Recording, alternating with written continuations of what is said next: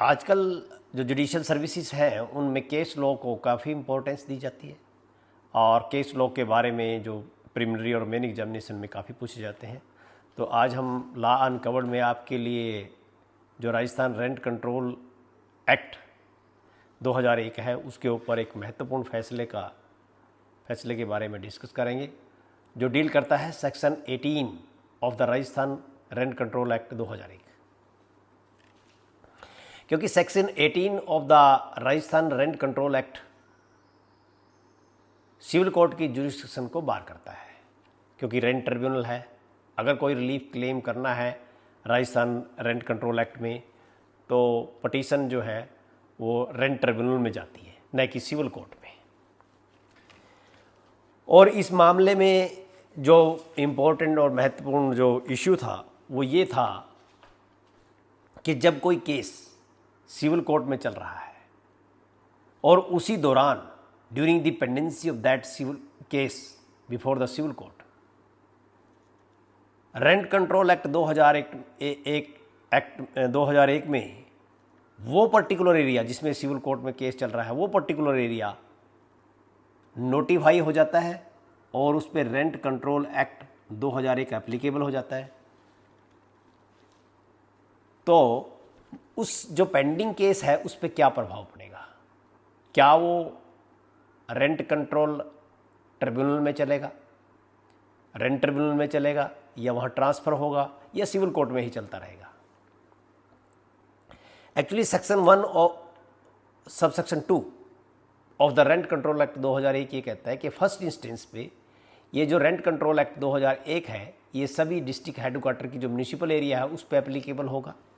और time to time यानी कि समय समय पर जो स्टेट गवर्नमेंट है वो किसी भी पर्टिकुलर एरिया को नोटिफाई करके रेंट कंट्रोल एक्ट 2001 को लागू कर सकती है। 18 ये केस है शंकर लाल नदानी वर्सेस सोहनलाल जैन।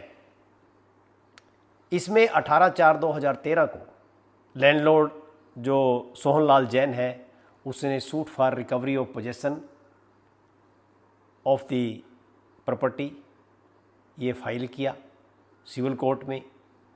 टीपीए में पहले इसने नोटिस दिया।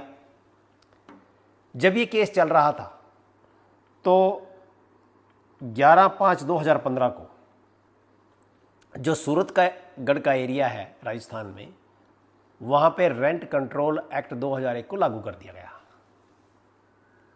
और उसके बाद 28/5/2015 को सिविल कोर्ट सूरतगढ़ ने जो लैंडलॉर्ड है उसके हक में फैसला दे दिया, यानी कि जो suit for recovery of possession था उसको डिक्री कर दिया।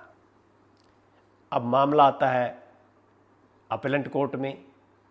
अपेलेंट जो फर्स्ट अपेलेंट कोर्ट है उसने भी ऑर्डर वही रखा, मेंटेन रखा। उसके बाद हाई कोर्ट आता है मामला, हाई कोर्ट ने भी वही मेंटेन रखा। उसके बाद मामला सुप्रीम कोर्ट आता है। अब सुप्रीम कोर्ट में जो टेनेंट है शंकर लाल नदानी,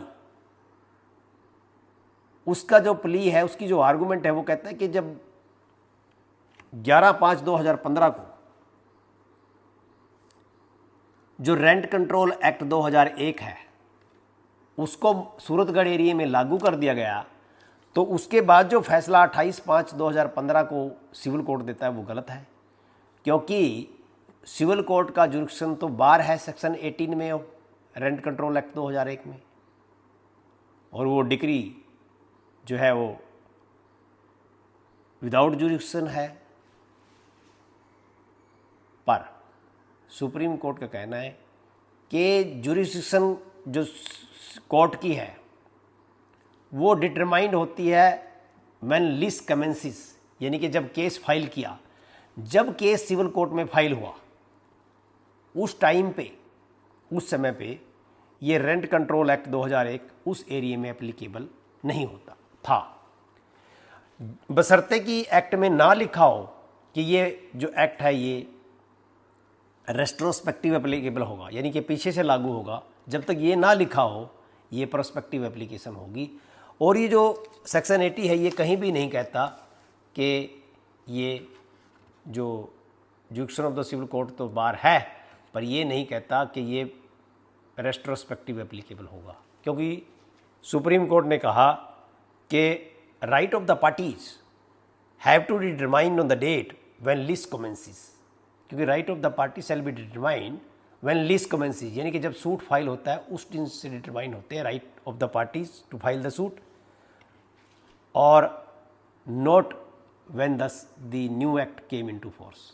ये न्यू एक्ट जो है ये एप्लीकेबल उस सूरतगढ़ एरिया में 2015 में हुआ, 11/5/2015 में हुआ, और इसने सिविल जो कोर्ट में सूट फाइल किया था वो 2013 में किया था, इसलिए ये एक्ट एप्लीकेबल नहीं होगा और जो सिविल कोर्ट का ऑर्डर है वो अपहेल्ड किया।